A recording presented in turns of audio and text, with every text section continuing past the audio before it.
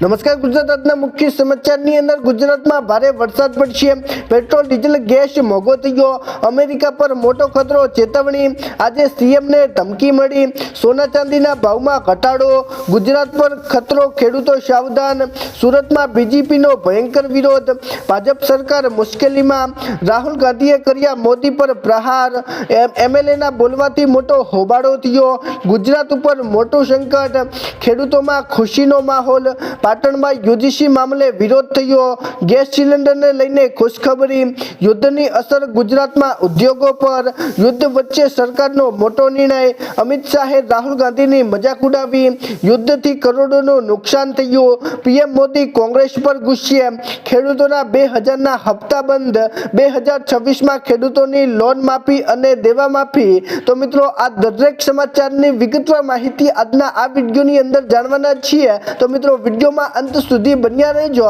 અને મિત્રો, જો તમને વિડીયો પસંદ આવે તો મિત્રો વિડીયોને લાઈક કરી ચેનલને જરૂરથી સબસ્ક્રાઇબ કરી દેજો।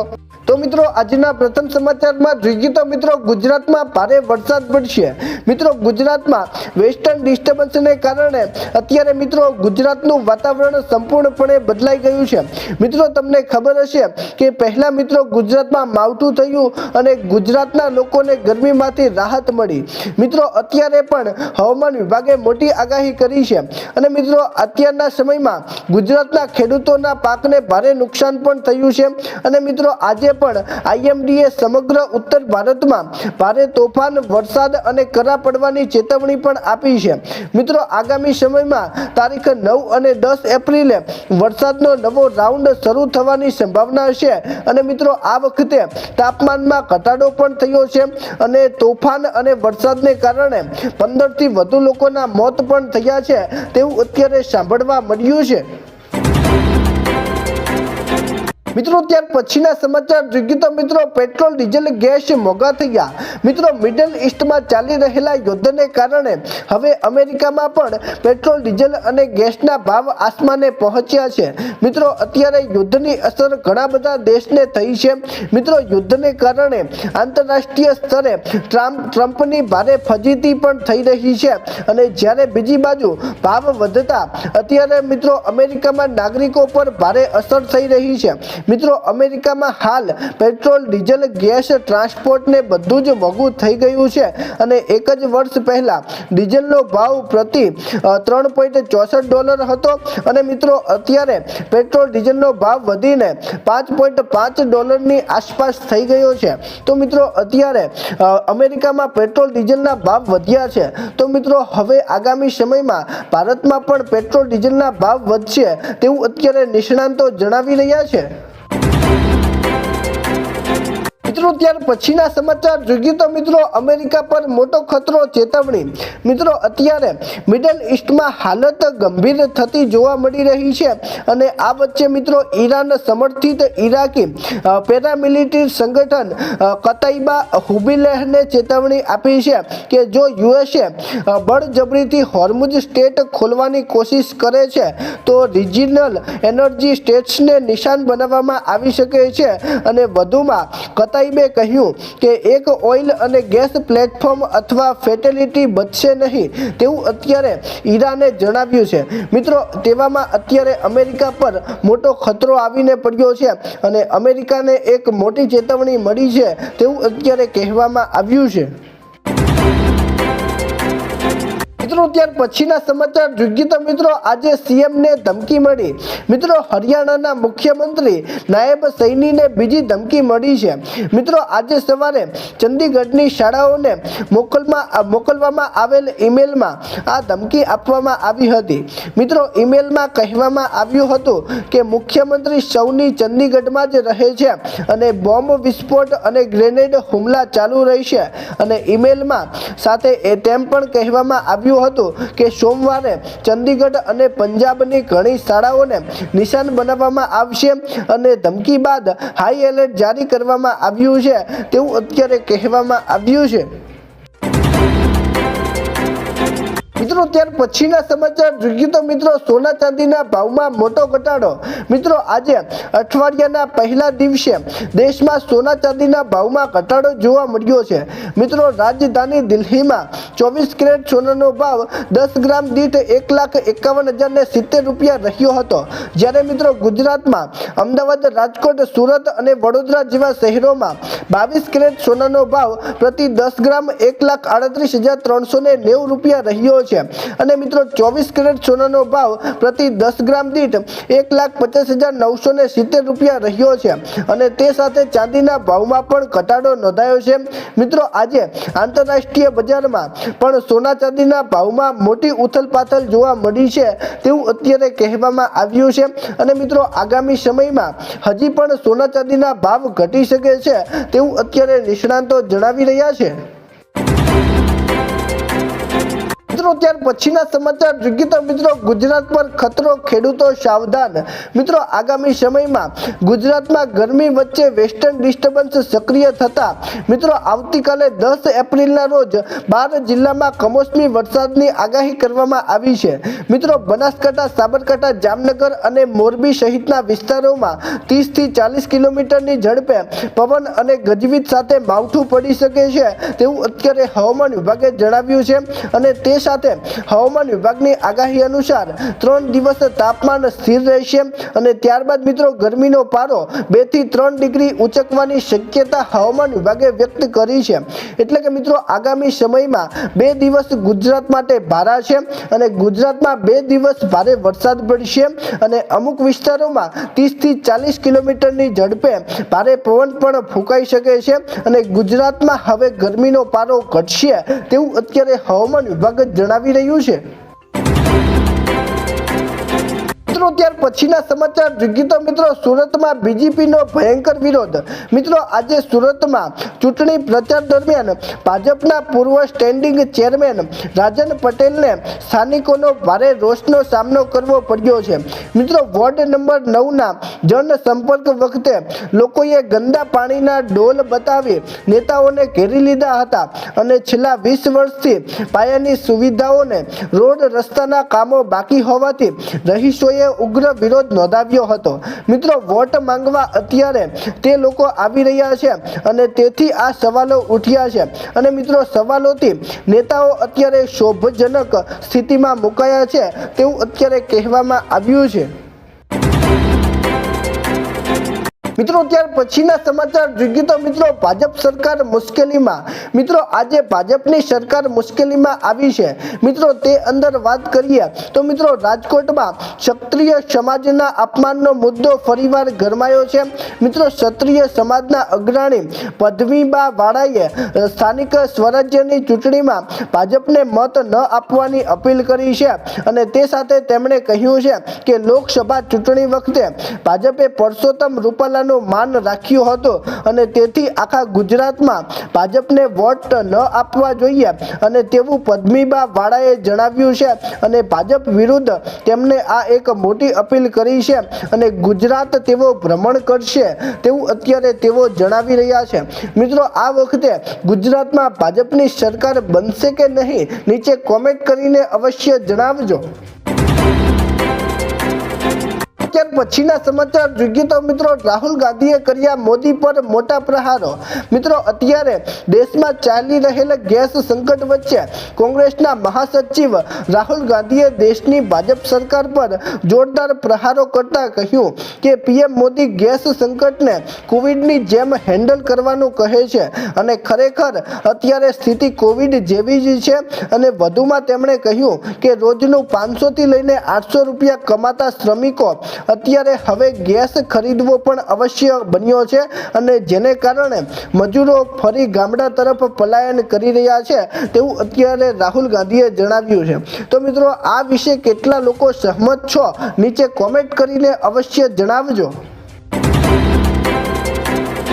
મિત્રો ત્યાર પછીના સમાચાર જોઈએ તો મિત્રો એમએલએના બોલવાથી મોટો હોબાળો થયો। મિત્રો વડોદરાના માજલપુર વિસ્તારના Bhajap MLA Yogesh Patel ward number 18ના ચૂંટણી કાર્યાલયના ઉદ્ઘાટન પ્રસંગે મહત્વનું નિવેદન તેમણે આપ્યું। મિત્રો તેમણે કહ્યું કે પક્ષ દ્વારા વિસ્તારની બહારના કોઈ વ્યક્તિને ટિકિટ આપવામાં આવશે નહીં, તેનો વિરોધ અત્યારે કરવામાં આવશે અને વર્ષોથી વિસ્તારમાં કામ કરતા સ્થાનિક કાર્યકરોને જ ટિકિટ મળવી જોઈએ તેવું યોગેશ પટેલે જણાવ્યું હતું અને તેથી મિત્રો અત્યારે મોટો હોબાળો થયો છે તેવું અત્યારે કહેવામાં આવ્યું છે અને યોગેશ પટેલે સ્પષ્ટ કર્યું છે કે અમે મહેનત કરીએ છીએ અને તેથી એમને તક મળવી જોઈએ અને જે લોકો તેમની સાથે છે તે લોકોને ખબર હશે કે યોગેશ પટેલે કેટલા સારા કામ કર્યા અને કેટલા ખરાબ કામ કર્યા। તો મિત્રો આ વિશે તમારું શું કહેવું છે નીચે કોમેન્ટ કરીને અવશ્ય જણાવજો। મિત્રો ત્યાર પછીના સમાચાર જોઈએ તો મિત્રો ગુજરાત ઉપર મોટું સંકટ આવ્યું। મિત્રો ભરૂચના ઐતિહાસિક રતન તળાવમાં મોટી સંખ્યામાં માછલીઓના મોત થયા છે। મિત્રો તળાવના વિકાસ માટે 7 કરોડના કામ વચ્ચે મિત્રો બનેલી આ ઘટનાથી સ્થાનિકોમાં ચિંતા અને આક્રોશ બંને વ્યાપી ગયો છે। મિત્રો તળાવમાંથી અસહ્ય દુર્ગંધ ફેલાતા મિત્રો આસપાસના વિસ્તારોના લોકો અત્યારે હાલાકીનો સામનો કરવો પડી રહ્યો છે અને નાગરિકોનું કહેવું છે કે કેમિકલ યુક્ત ગંદા પાણીના નિકાલને કારણે જળચરો અત્યારે મરી રહ્યા છે અને અગાઉ પણ અહીં કાચબાના મોત થયા હતા તેવું અત્યારે સ્થાનિકોનું કહેવું છે। ત્યાર પછીના સમાચાર જોઈએ તો મિત્રો ખેડૂતોમાં ખુશીનો માહોલ।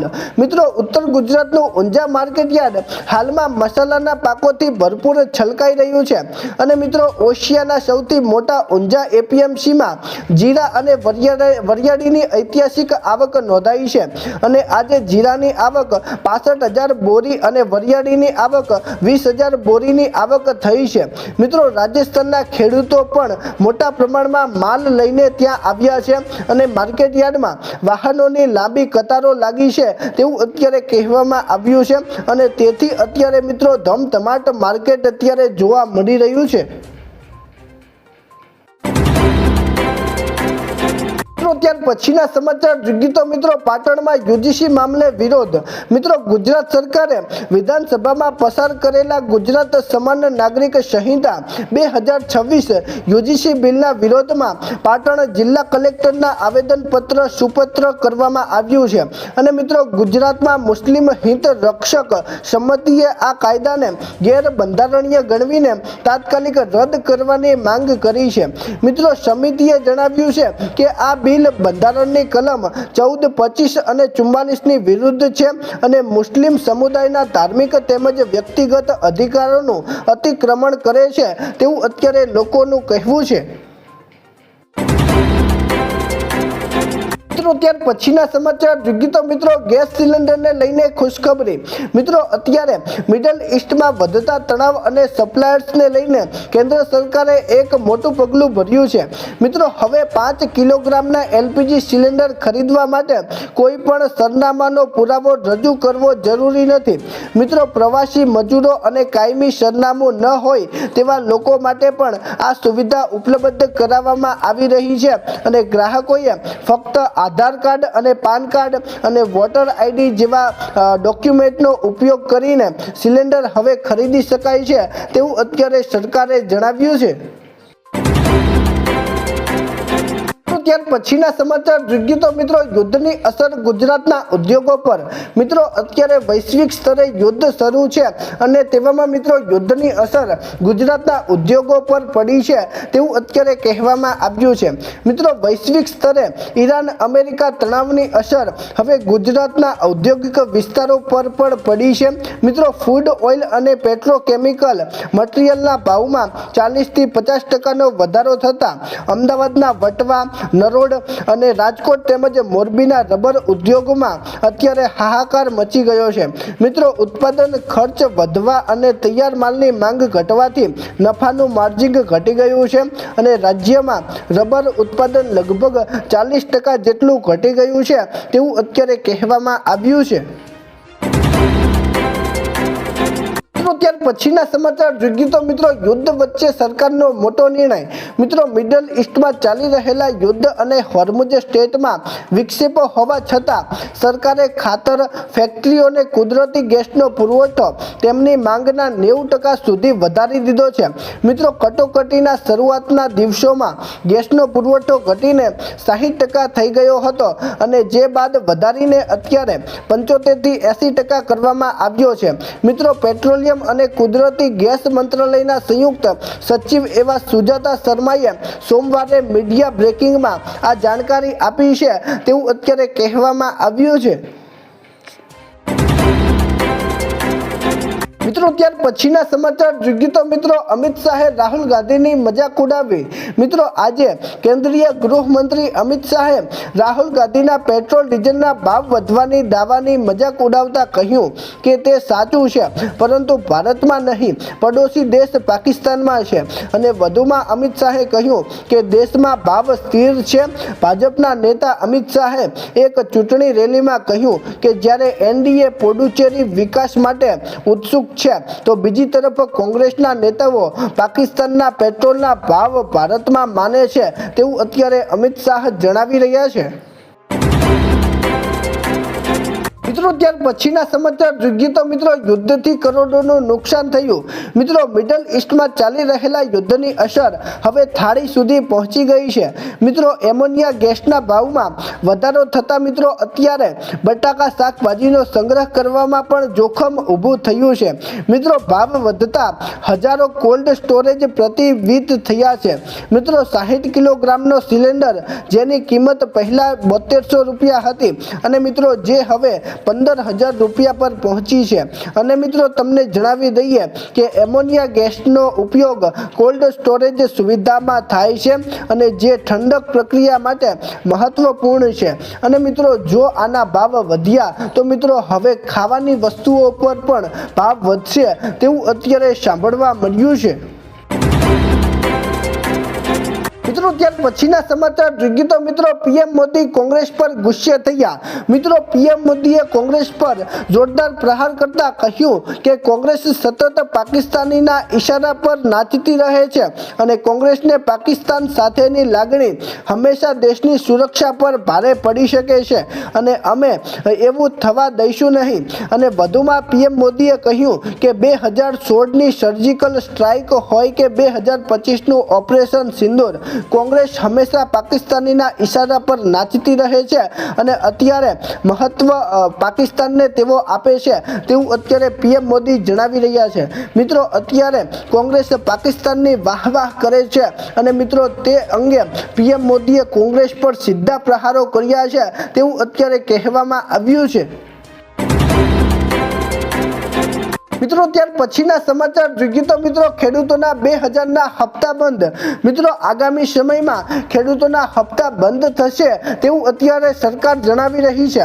મિત્રો પીએમ કિસાન સન્માન નિધિ યોજનાના દેશભરના લાખો ખેડૂતો માટે અત્યારે આ યોજના આર્થિક રાહત રૂપ સાબિત થઈ રહી છે અને ગયા મહિને માર્ચ 2026માં 22મો હપ્તો ખેડૂતોના બેંક ખાતામાં સફળતાપૂર્વક જમા થયો હતો અને મિત્રો હવે બધા લાભાર્થીઓ 23મા હપ્તાની રાહ જોઈને બેઠા છે પરંતુ મિત્રો આ વખતે આગામી હપ્તો મેળવવો એટલો સરળ રહેશે નહીં અને મિત્રો સરકારે આ યોજનાના નિયમમાં મોટો ફેરફાર કર્યો છે અને જેની સીધી અસર ખેડૂતોના ખિસ્સા પર પડશે તેવું અત્યારે કહેવામાં આવ્યું છે। મિત્રો સરકારે આ યોજનાને લઈને એક મોટું પગલું ભર્યું છે જેમાં મિત્રો KYC આધાર કાર્ડ પાન કાર્ડ બધા જ ડોક્યુમેન્ટ ફરજિયાત કરવામાં આવ્યા છે અને મિત્રો જો તમને પણ હજી સુધી 23મો હપ્તો ન મળ્યો હોય તો મિત્રો કોમ્પ્યુટર સેન્ટરમાં જઈને તમે ચેક કરાવી શકો છો કે મારામાં શું પ્રોબ્લેમ આવી છે। મિત્રો તમે કોમ્પ્યુટર સેન્ટરમાં જઈને આ અંગે વધુ માહિતી મેળવી શકો છો। મિત્રો ત્યાર પછીના સમાચાર જોઈએ તો મિત્રો 2026માં ખેડૂતોની લોન માફી અને દેવા માફી. મિત્રો આજે લોન માફી અને દેવા માફીને લઈને સૌથી મોટા સમાચાર સામે આવ્યા છે. મિત્રો અત્યારે ખેડૂતોને આશા છે કે 2026ની અંદર ખેડૂતોની લોન માફી અને દેવા માફી થશે, પરંતુ મિત્રો અત્યારે ટૂંક સમયમાં ગુજરાતમાં સ્થાનિક સ્વરાજ્યની ચૂંટણી યોજાવાની છે અને ચૂંટણીની તૈયારીઓને લઈને અત્યારથી જ તૈયારીઓ શરૂ કરી દેવામાં આવી છે અને તેવામાં હવે સરકાર દેવા માફી અથવા લોન માફીની લોભામણી લાલચ આપી શકે છે, પરંતુ મિત્રો હવે જોવાનું એ રહ્યું છે કે સરકાર હવે 2026ની અંદર લોન માફી કે દેવા માફી કરે છે કે નહીં. મિત્રો તમને શું લાગે છે કે 2026ની અંદર લોન માફી દેવા માફી કરવામાં આવશે? મિત્રો તમને જે લાગે તે મિત્રો નીચે કોમેન્ટના માધ્યમથી જરૂરથી જણાવી દેજો. અને મિત્રો જો તમને આજનો વિડીયો પસંદ આવ્યો હોય તો મિત્રો વિડીયોને લાઈક કરી ચેનલને જરૂરથી સબસ્ક્રાઇબ કરી દેજો. તો મિત્રો ચાલો મળીશું એક નવા વિડીયો સાથે. ત્યાં સુધી અમને રજા આપજો. ધન્યવાદ.